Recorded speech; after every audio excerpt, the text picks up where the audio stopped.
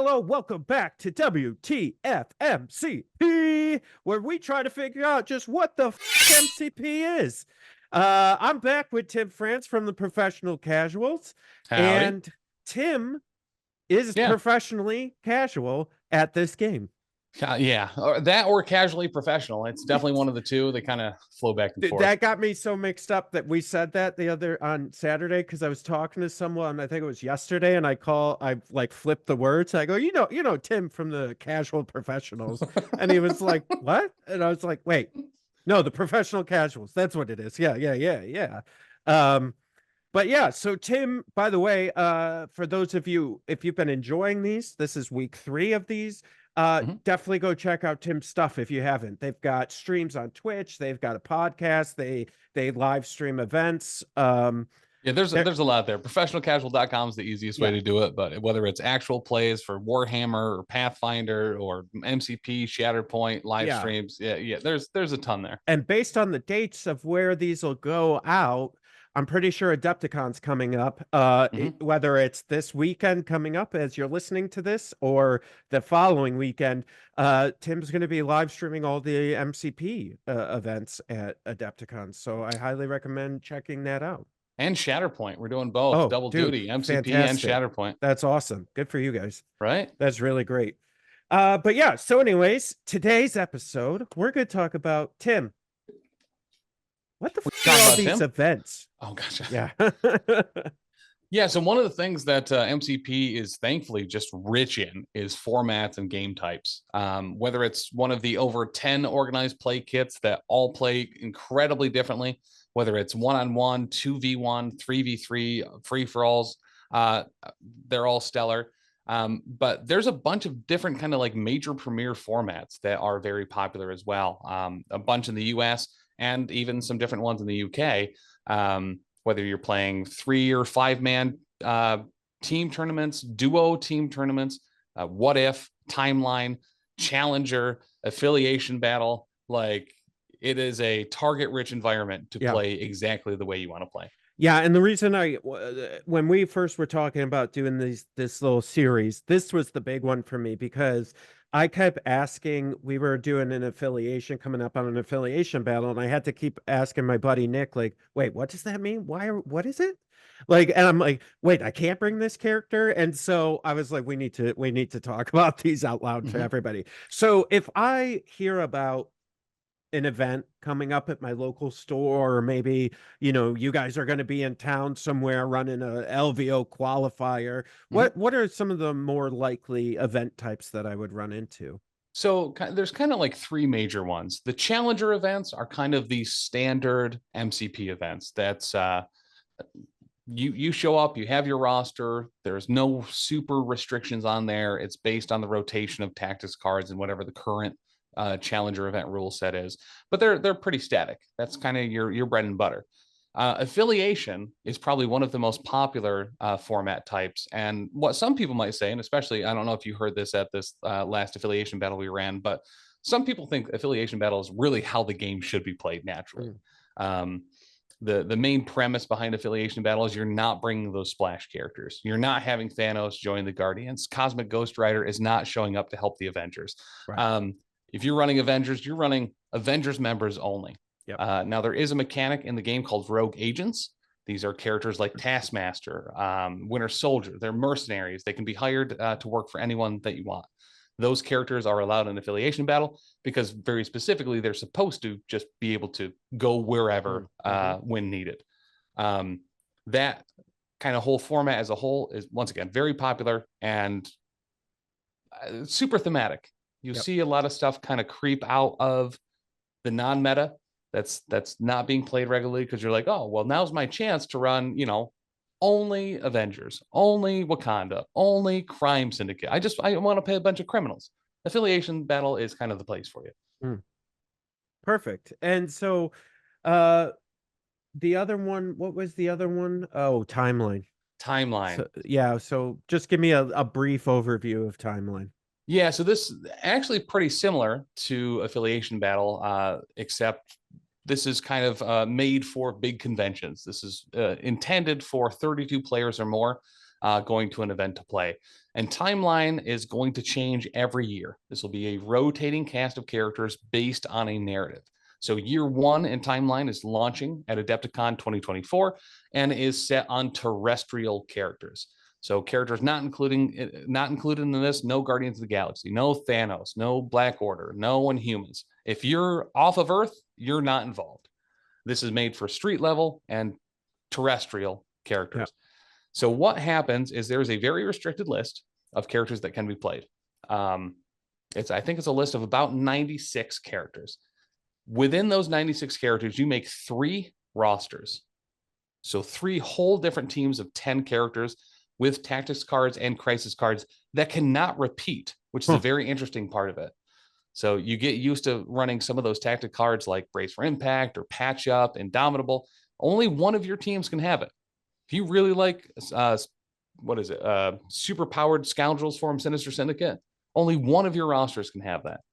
And during the event, you play your rosters in order. So you have roster 1, 2, and 3. Your first game, you're playing roster 1.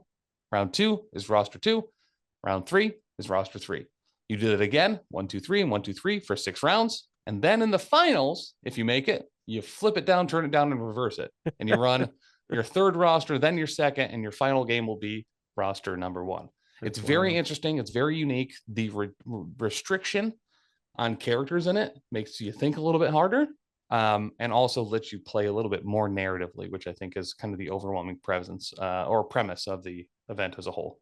Yeah, and for me, I think where the confusion came up for me with affiliation was the ones I've been in have been challengers, and though I play mostly Avengers, I do throw Beta Ray Bill in, and I Most popular remember. character at LVO. Oh yeah, he's great. And so I remember this one coming up, and I was like, "Oh yeah, Nick, here's going to be my list." He's like, "You can't play beta," and I'm like, "Yes, I can." And he's like, "Nope, it's affiliation." And so again, we talked about this a couple episodes ago, but you could go up to the AMG website and you can download their documentation. They have all the affiliations, who's affiliated with whom. They also have the banned and restricted list for cards. They have print for any like erratas that they've done. So I highly recommend going to atomicmassgames.com and just familiarizing yourself with all of that, because that will come up at a tournament. Speaking of, Yes. Tim, I hear about this tournament. I want to make sure that I'm putting together the right list. Where can I go to like build a list and like know that I'm kind of doing what I should be doing?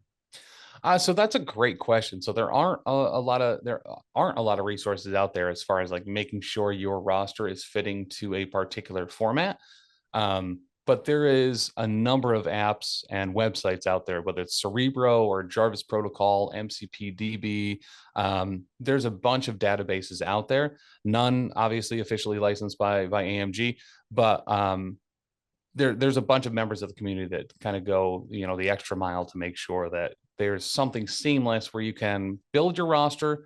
You can check how many restricted cards you have. You can check if it's, in the current rotation or not, and then be able to export that to whatever tournament software you happen to be going through. Yeah, that's a big one. I think, I use mine is Cerebro. That's my tool of choice currently. That's my personal one as well. Yep. Yeah. And they do, they basically color code the tactics cards for you, so you know which ones are banned or restricted. And then, you can search by affiliations, you can search alphabetically, you could search by, so there's a lot of things to be able to build your rosters and save them, which is really helpful. On the AMG website as well, that affiliation document is probably the cleanest way to do it. Listen, you want to play Avengers? Here's all 30 characters. It's a very easy list to check against. Yeah. And they have the banned and restricted list, which is you could check against that too. But yeah, all right. So I let's say I figured out my local store is having an event. I found out, I asked, or I saw on their posting what type of an event they're they're running. Mhm. I go check out my affiliate list and my banned and restricted list, and I think I have everything that I need. Um, what else do I need to know to go to an event?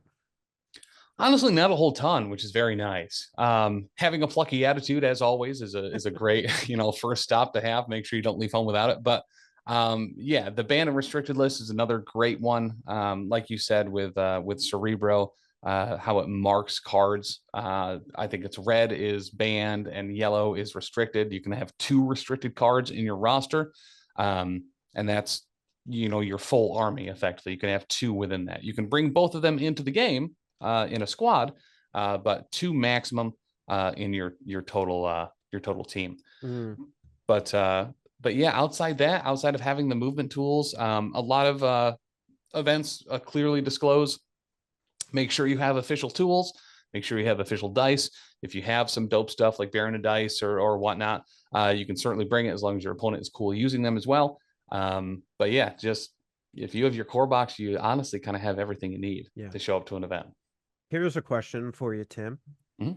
If let's say I'm maybe not as new, but I've got maybe the core set, maybe I got the starter set too, and I actually bought the other Captain America, not Falcon, but Steve Rogers Captain America.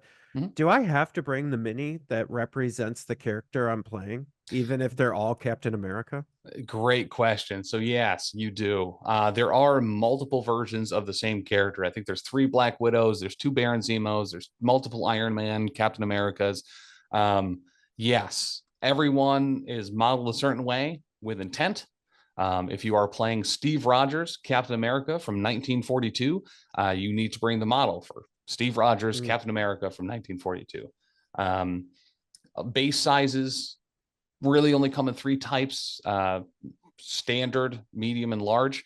But for the most part, characters don't kind of like switch between yeah. those base sizes. But yeah, bring the model. Everyone knows what it is, what it represents, and you'll just have a significantly easier time with that. So let me just as a secondary to that question, Tim, if Mhm. I'm playing in a timeline where there's only one Captain America that I could possibly bring, do I still have to bring the mini that matches that Captain America? Every place that runs an event might have different rules on that, but yes, you should Yeah. bring the model that is representative of the character card, because the character cards are going to go specifically with that model, as well as any tactics cards as well.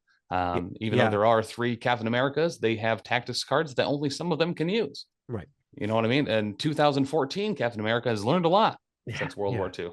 Well, and I think that also it helps your opponents. Like for instance, if I've been playing enough, I wouldn't have to like read your cards to know. Like if I saw the model that you brought, I go, okay, that's the Captain America that, lets me change my dice. That or lets him change Mhm. his dice. Or that's the Captain America that the powers are one less power, That's the Captain to America that spend. hates bullies. Right. Yeah, yeah, yeah. Yeah. So anyways, yeah. So that's pretty much what you need to know as a beginner about events. Is there anything you want to leave them off on, Tim?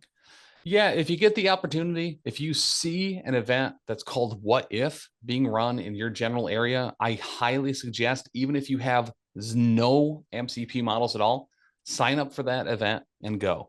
Normally, the TO or the store that's running it provides all the models. It's a draft, kind of like fantasy football. Uh, your first character is an affiliation leader, and then everyone just counts as part of that affiliation. It kind of breaks all the rules, Yeah. and you don't actually need models to play. You show up and they'll normally be provided. So if Wow. you're considering getting into the game at all, What If is a great way to start. All right. There you go. You're here to hear, folks. What if? All right. Well, thank you so much. Thanks for joining us. We'll see you next week. Thanks, Tim. Absolutely. All right. Bye, everybody. Bye.